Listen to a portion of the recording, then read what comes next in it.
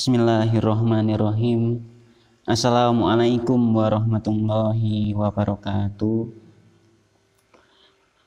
Alhamdulillahirabbil alamin.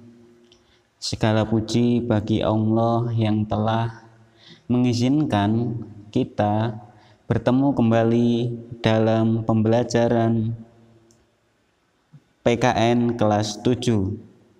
Bertemu lagi dengan saya Ustadz Makmuri, santriwan dan santriwati kelas 7 SMP IT Bina Insani. Apa kabar hari ini? Semoga sehat selalu dimanapun kalian berada.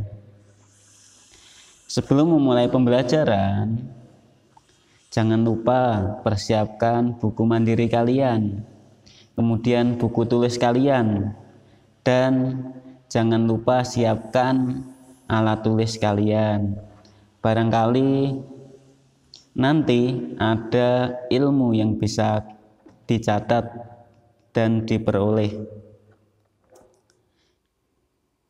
karena kunci ilmu itu dengan mengikatnya.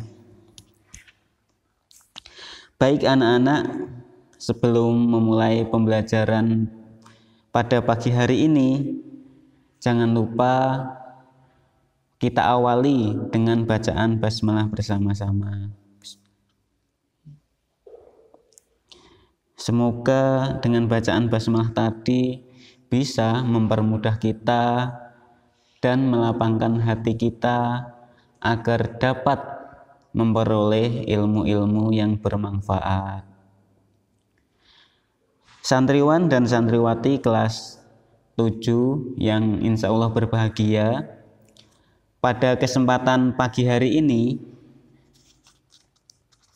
kita akan sama-sama belajar memasuki bab kedua, yaitu norma-norma dalam kehidupan bermasyarakat.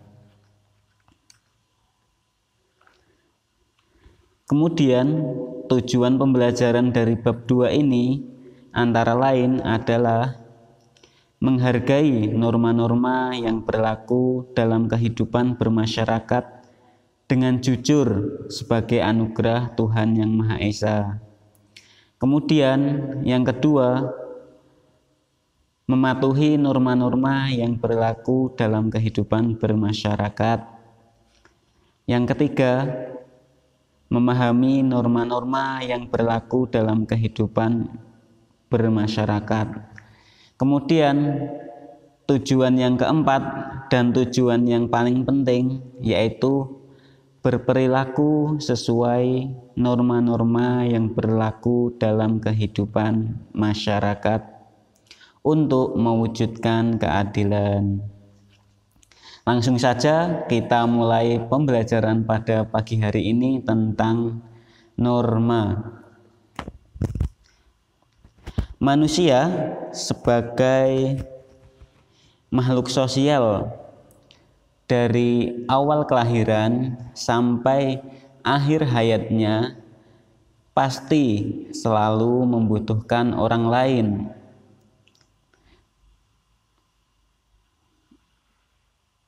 Membutuhkan orang lain tersebut dapat melalui interaksi, kemudian dapat juga berupa sosialisasi antara satu orang dengan orang yang lain. Misalnya kalian di rumah nih, kalian butuh apa? Butuh uang. Nah, kalian mintanya kepada orang tua. Nah, itu saling membutuhkan. Kemudian seorang filosof Yunani yang bernama Aristoteles menyatakan bahwa manusia adalah zoon politikon. Artinya, manusia adalah makhluk yang selalu ingin bergaul dan berkumpul dengan sesamanya. Oleh karena itu, wajar bahwa keinginan manusia itu berkumpul satu dengan yang lainnya sehingga manusia disebut dengan makhluk sosial.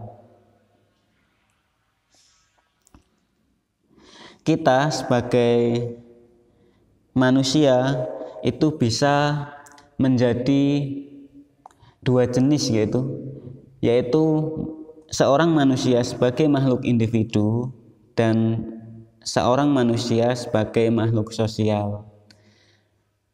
Ketika menjadi manusia sebagai makhluk sosial, itu keinginan manusia itu selalu ingin berkumpul dan bergaul bersama manusia yang lain, karena antar manusia itu saling membutuhkan.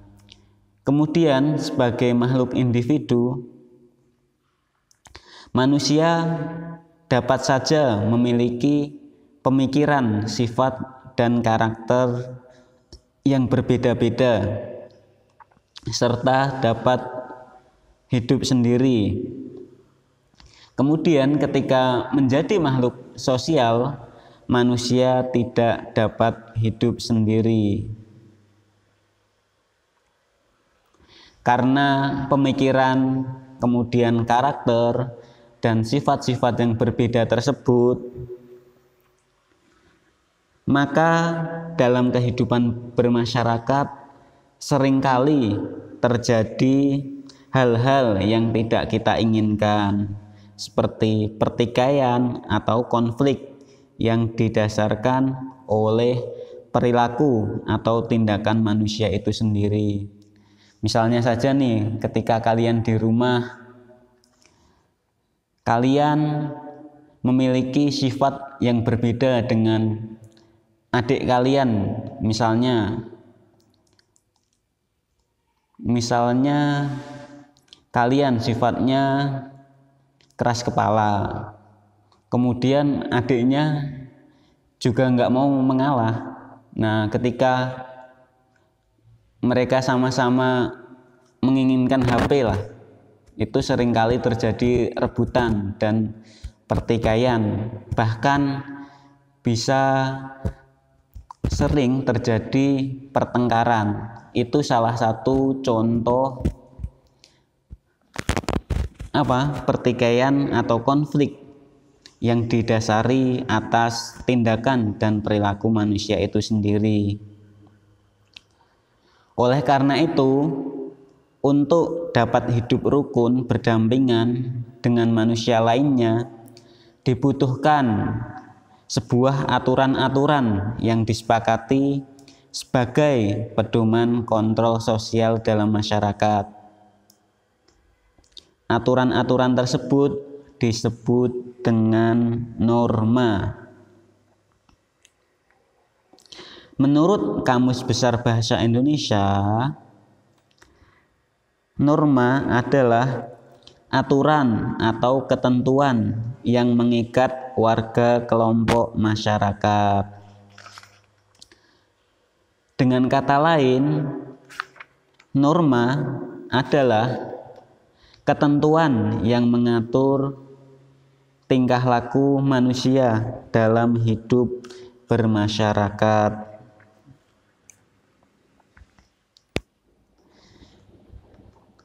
Setiap norma hanya berlaku atau mengikat pada satu kelompok tertentu.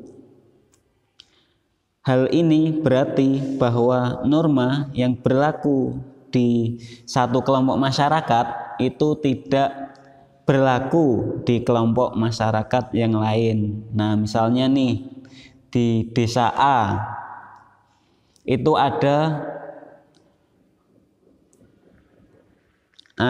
norma A yang mengatur tentang A. Kemudian di desa B tidak ada norma yang mengatur tentang A tersebut. Jadi norma ini hanya berlaku di desa A dan tidak berlaku di desa B. Jadi warga desa B tidak wajib mengikuti norma di A tersebut.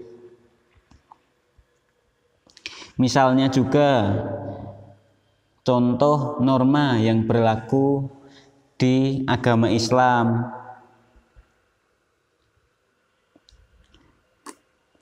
Nah, misalnya nih ada aturan di agama Islam itu tidak berlaku bagi agama yang lain, misalnya tidak berlaku bagi agama Kristen, kemudian agama Buddha dan yang lain-lain.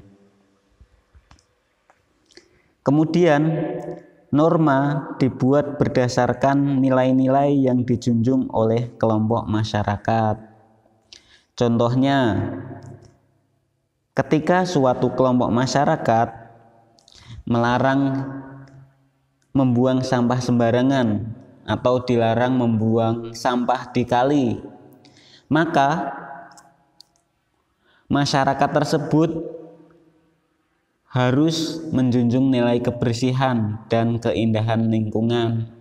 Jadi ketika suatu kelompok itu tidak boleh melanggar atau membuang sampah sembarangan, maka di dalam kelompok tersebut harus menjunjung nilai kebersihan dan keindahan lingkungan di wilayah tersebut.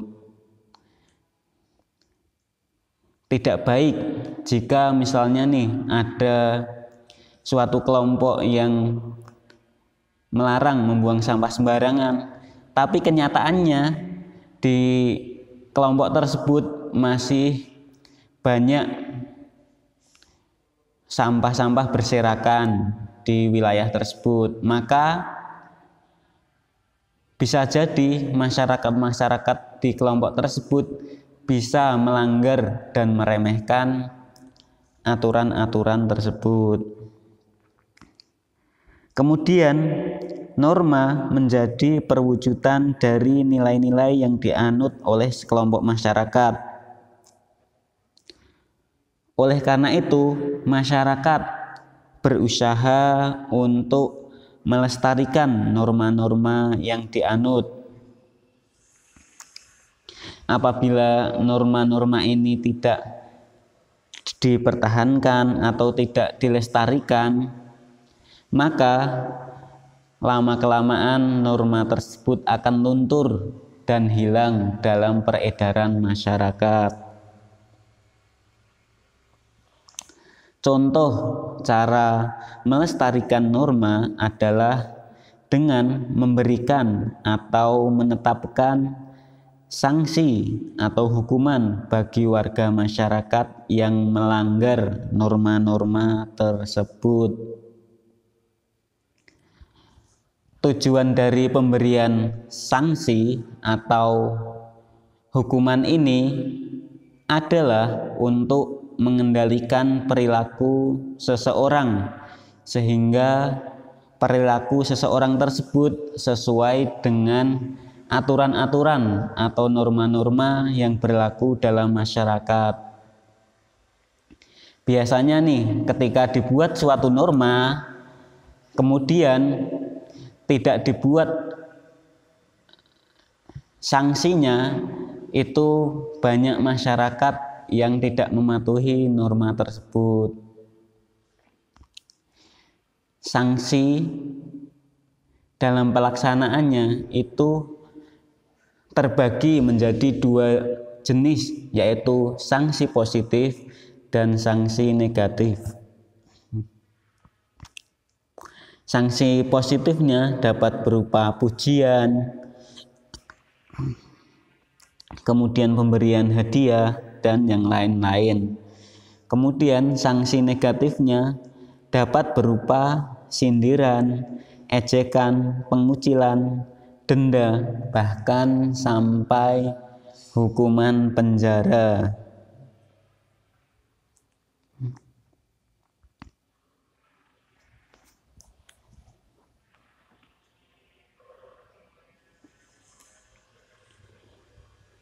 Selanjutnya kita akan membahas macam-macam norma.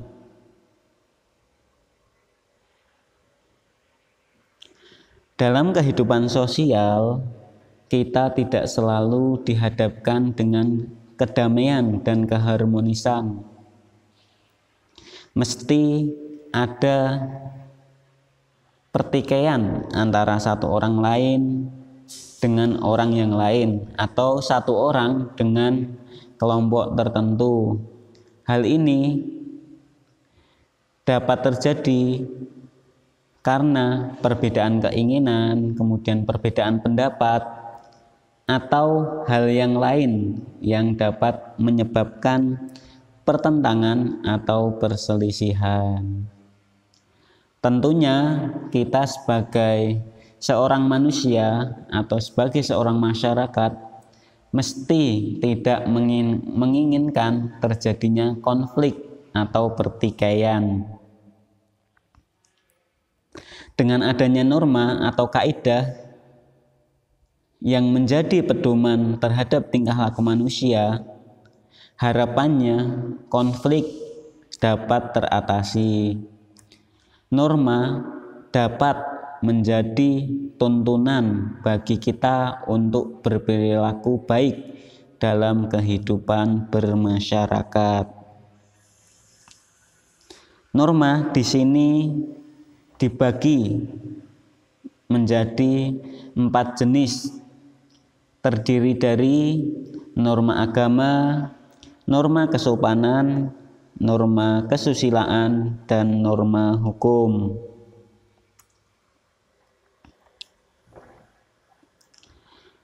Norma agama adalah aturan-aturan yang bersumber pada hukum agama atau kitab suci yang berasal dari Tuhan Yang Maha Esa. Dalam norma ini terdapat perintah dan larangan. Kemudian tujuan dari dibentuknya norma agama ini adalah mengatur manusia agar hidup bahagia di dunia dan hidup bahagia di akhirat. Norma agama ini hanya berlaku pada agama-agama tertentu. Misalnya norma di agama A hanya berlaku di agama A tersebut dan tidak berlaku di agama yang B. Begitupun sebaliknya. Contoh ketaatan terhadap norma agama adalah menjalankan ibadah sesuai dengan ajaran agamanya, kemudian menghormati dan patuh kepada orang tua, kemudian tidak melakukan hal-hal yang tercela. Nah, contohnya ini contoh norma agama bagi seorang muslim, yaitu menjalankan ibadah sholat, kemudian ibadah zakat, kemudian haji bagi yang mampu. Kemudian selanjutnya itu bisa juga birrul walidain atau berbakti kepada orang tua. Yang ketiga itu contohnya tidak suka berbohong atau tidak suka melakukan perbuatan-perbuatan dosa.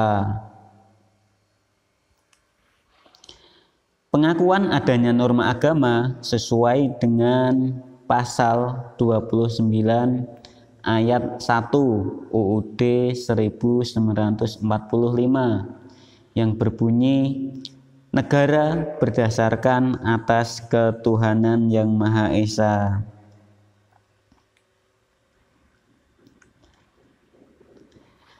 Kemudian sanksi dalam norma agama itu dibagi menjadi 2, yaitu sanksi positif dan sanksi negatif. Sanksi positifnya biasanya bisa berupa, contohnya nih dalam agama Islam. Nah, ketika melakukan suatu perintah itu akan mendapatkan pahala dan akan dibalas oleh Allah dengan surganya. Kemudian sanksi negatifnya dapat berupa dosa. biasanya sanksi positif maupun negatif ini tidak dapat kita terima secara langsung. Kalau sanksinya kita terima langsung, ya kita semuanya semangat melakukan suatu ibadah. Misalnya nih, ketika sholat dapat uang 27 juta, nah semua orang mesti pengen sholat aja, apalagi sholatnya 5 waktu. Nah 5 kali 27 juta udah berapa gitu. Kemudian apabila sanksi negatifnya itu langsung, itu mesti warga atau penganutnya tidak akan melakukan dosa tersebut. Misalnya nih, ketika orang berbuat zina terus langsung disanksi masuk neraka, nah semua orang mesti berbondong-bondong untuk meninggalkan dosa zina tersebut. Makanya sanksi dalam norma agama itu tidak diberikan secara langsung. Selanjutnya, norma yang kedua adalah norma kesusilaan. Norma kesusilaan ini adalah aturan-aturan hidup yang berkaitan dengan bisikan kolbu dan suara hati nurani mengenai baik atau buruknya suatu perbuatan. Contoh dari norma kesusilaan ini, misalnya menghindari sifat malas, kasar, dan pendendam. Kemudian berlaku jujur. Kemudian tidak bersikap sombong kepada orang lain. Nah, contohnya saja nih, ketika kita berbuat kasar kepada orang lain, itu mesti ada sifat yang tidak enak di dalam hati kita. Misalnya nih, tadi kita mukul orang lain, kemudian selang beberapa menit mesti kita merasa tidak enak melakukan pemukulan tersebut. Nah, biasanya kalau orangnya baik ada keinginan untuk meminta maaf. Kalau enggak, ya udah biarin aja gitu.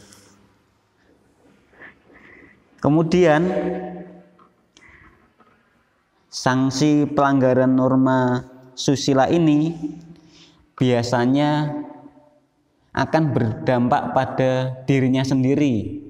Dia akan merasa cemas, kemudian merasa menyesal, kemudian dan merasa bersalah.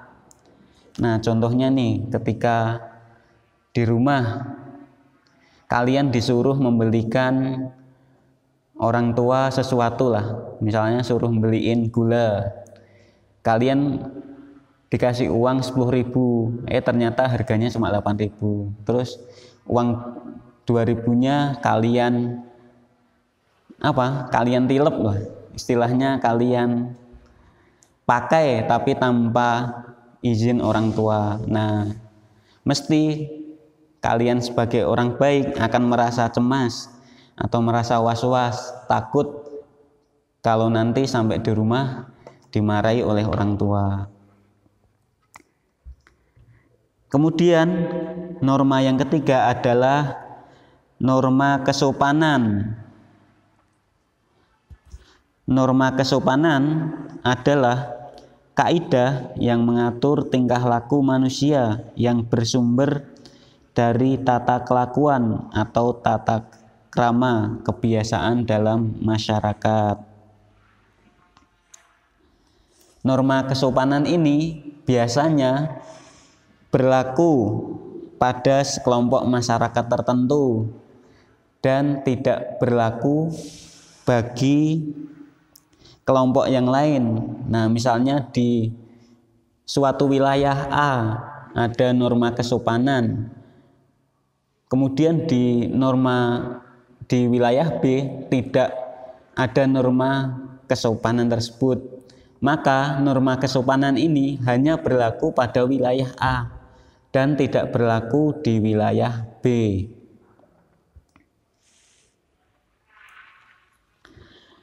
Contoh-contoh dari norma kesopanan dalam masyarakat atau dalam keluarga itu sering kita jumpai.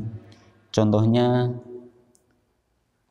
menghormati orang yang lebih tua, kemudian mengucapkan permisi ketika masuk rumah, atau kita sebagai seorang muslim mengucapkan salam ketika memasuki rumah orang lain.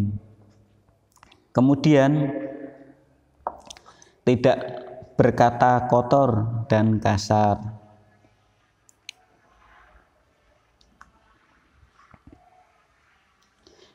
Apabila norma-norma kesopanan tersebut dijalankan dan dipertahankan oleh masyarakat dalam kelompok tertentu, maka norma kesopanan ini lambat laun akan melekat pada kelompok tersebut.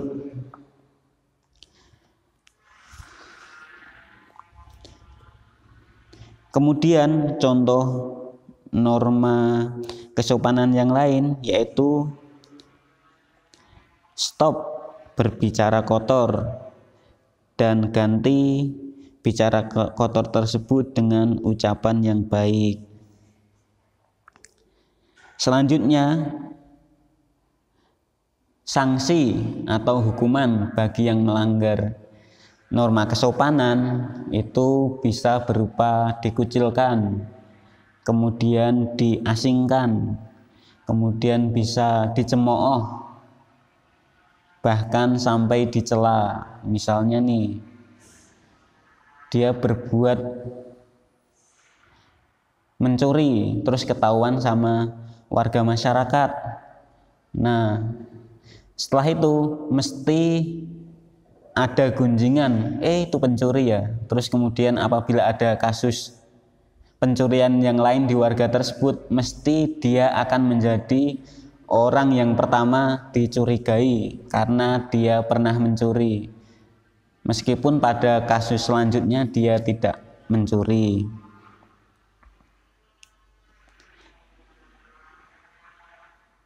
Kemudian selanjutnya adalah norma hukum. Norma hukum adalah aturan yang mengatur tingkah laku manusia yang bersumber dari peraturan yang dibuat oleh pemerintah atau penguasa negara. Tujuan dibuatnya norma hukum ini adalah untuk mempertegas dan menguatkan norma-norma yang lain. Contoh ketaatan terhadap norma hukum adalah tidak mengganggu ketertiban umum, kemudian patuh terhadap peraturan lalu lintas. Kemudian contoh yang lain bisa berupa tidak mencuri, membunuh, dan melakukan tindakan kejahatan yang lain. Kemudian sanksi-sanksi apa yang diterima ketika kita melanggar norma hukum? Sanksi yang diberikan kepada pelanggar norma hukum ini biasanya bersifat tegas, kemudian nyata dan memaksa, sehingga bagi pelanggar hukum harus menaati sanksi tersebut. Misalnya nih, ada yang mencuri, sanksinya dapat berupa kurungan penjara.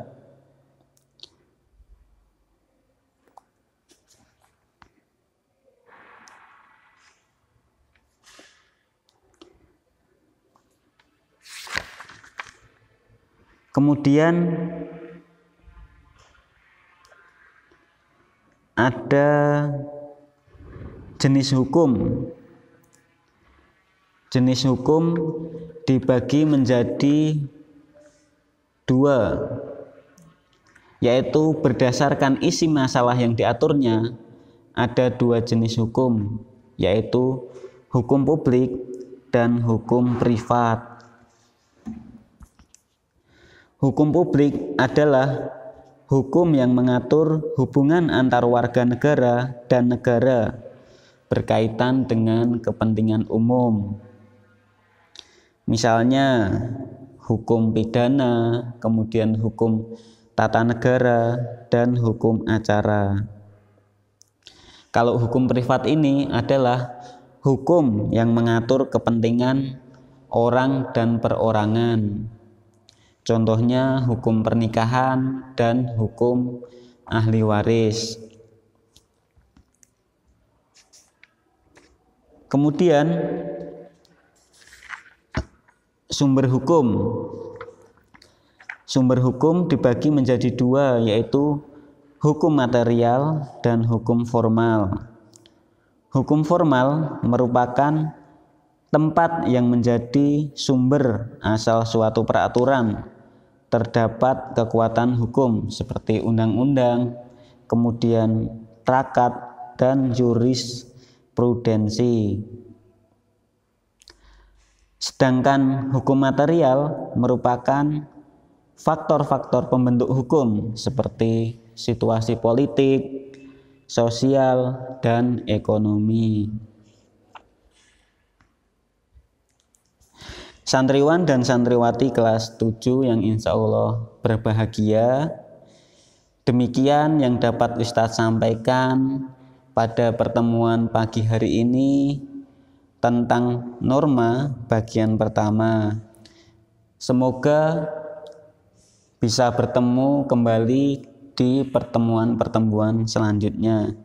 Assalamualaikum warahmatullahi wabarakatuh.